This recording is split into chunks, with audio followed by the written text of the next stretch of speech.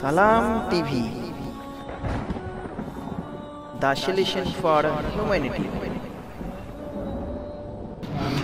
6 নম্বর প্রশ্ন বলছেন, আসসালামু আলাইকুম শেখ। ওয়ালাইকুম আসসালাম রহমতুল্লাহ। আমার জিজ্ঞাসা হলো, যারা মসজিদ রেখে মাজার কেন্দ্রিক খানকায় গিয়ে নামাজ পড়ে এবং বলে দুনিয়ার সব জায়গায় নামাজ পড়া যায়, খানকায় পড়লে দোষ কি?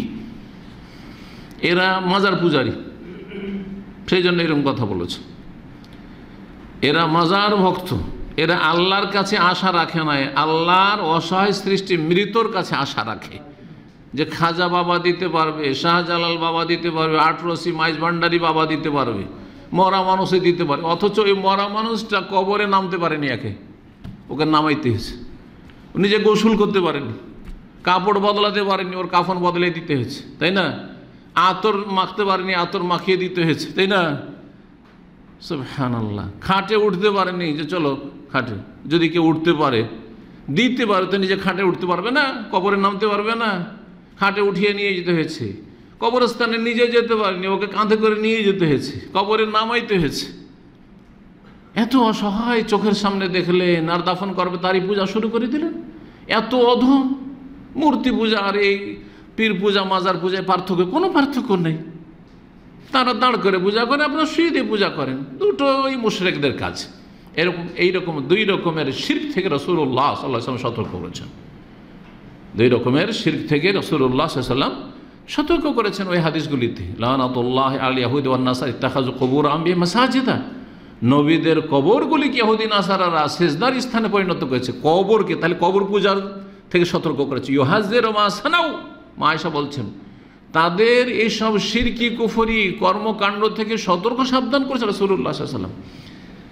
এটা তো ছিল মাজার পূজা থেকে সতর্ক করা।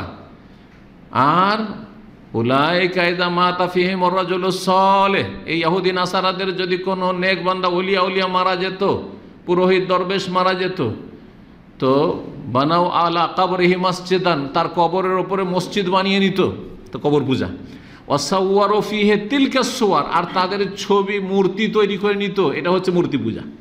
2 পূজার কথা রাসূলুল্লাহ 1400 বছর আগে বলেছেন। তাইলে 2 রকম পূজার মাধ্যমে মানব জাতি মুশরিক হবে, শিরকে লিপ্ত হবে আর ঈমান ভঙ্গ করবে। দুটো থেকে সতর্ক করেছে রাসূলুল্লাহ সাল্লাল্লাহু আলাইহি ওয়াসাল্লাম। যারা মাজারের পাশে গিয়ে ইবাদত করে, কবরের পাশে গিয়ে ইবাদত করা পছন্দ করে, তাদের আকীদায় বড় শিরক ঢুকে আছে। যেমন মসজিদ নববীতে আসে আর মনে করে যে রওজা শরীফে গিয়ে নামাজ পড়লে বেশি সওয়াব পাবো, সেখান থেকে হটলাইন আল্লাহর সাথে। কেন? কারণ নবী সাল্লাল্লাহু আলাইহি ওয়াসাল্লামের কবরের পাশে গিয়ে নামাজ পড়লাম, নবী সাল্লাল্লাহু আলাইহি ওয়াসাল্লামের কবরের পাশে গিয়ে দোয়া করা নসিব হলো। এইখান থেকে একেবারে হটলাইন আছে। রাজা বাদশাদের আর রাষ্ট্রপতি প্রধানমন্ত্রীর কি থাকে? হটলাইন থাকে, কোনো বিজিটিজি পাবে না তারা। ওই রকম হটলাইন আল্লাহর সাথে এখান থেকে পাবো। তাহলে শিরকি আকীদা নিয়ে মরলো, বড় শিরকি কুফরি আকীদা নিয়ে মরলো, জান্নাত পাবে না কোনোদিন। জি, সতর্ক সাবধান। আল্লাহর জমিনে সব জায়গায় মসজিদ, এটা যখন মসজিদ কোথাও না থাকবে তখন।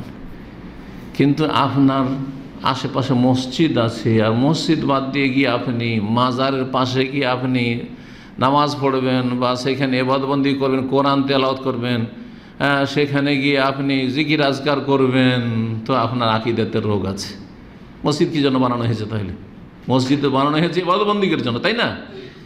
তো মসজিদ যেখানে নাই সেখানে তখন এই হাদিস, আল্লাহ আরযু কুল্লুহা মসজিদ। মাঠে ঘাটে আছেন, কর্মক্ষেত্রে আছেন, মরুভূমিতে আছেন, কোনো মসজিদ নেই, যেখানে সালাত রাখতে হলে সেখানে নামাজ পড়লেন, সেখানে সালাত আদায় করেন। কিন্তু যেখানে মসজিদ আছে সেখানে মসজিদে গিয়ে সালাত আদায় করতে হবে। আর মসজিদ বাদ দিয়ে আপনি যদি মাজুর হন, তো বাসাতে আপনি বাড়িতে সালাত আদায় করবেন। আর মাজারে গিয়ে আর খানকাতে গিয়ে সেখানে গিয়ে সালাত আদায় করবেন, এগুলো বেদাতি মুশরিকদের কাজ। আল্লাহ যেন তাদের আকীদাকে ঠিক করার তৌফিক দান করেন এবং এই সব শিরকি আকীদার সব মোল্লা এবং তাদের অনুসারী, তাদের অনিষ্ট থেকে উম্মতে মুসলিমার হেফাজত করেন।